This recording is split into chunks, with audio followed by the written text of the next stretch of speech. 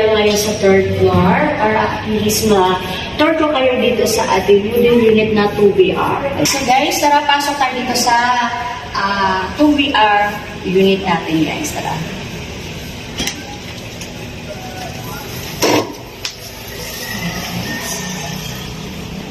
So pagpasok natin, makikita mo kaagad yung dining area. Ayan guys, ayan. Okay.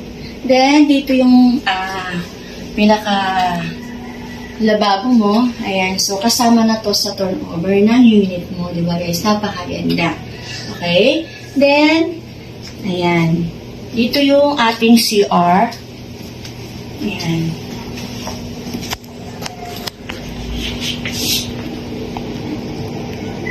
So, pwede ka maglagay ng washing dito guys. So, nakita nila may automatic washing dito. Okay. Then dito, mag-add ka ng pinaka-design. Kagaya nito. Ayan. Dito, pinaka-living area mo. Then ito yung TV. Ayan guys. So dito guys, sa side na to, dito po yung ating mini balcony. So, hindi ko ma-open. Ayan. Tara.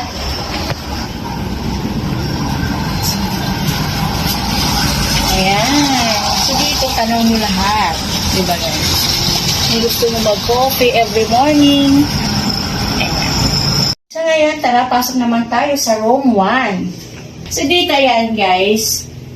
Ayan. So, pwede kayo maglagay ng single bed. Ayan. Then, pwede pa tayo dito maglagay. Ayan. Study table. So, halimbawa may kids ka, ayan, dito siya. Diba, guys? Ayan. So, pwede mong gayahin yung design na ginawa nila. Okay? Then, tara, pasok tayo sa room 2. Ayan. Dito gagawin mo master bedroom. So, yan. Diba? Okay? So, pagpasok mo yan, makikita mo yung napakagandang room.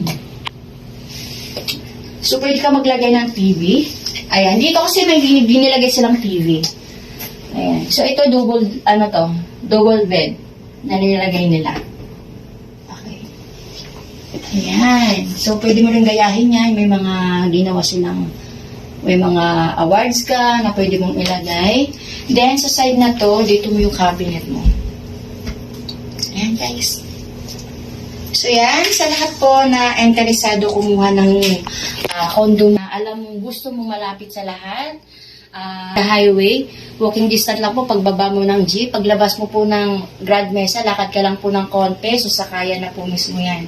Okay, dis malapit po tayo sa SM Purview.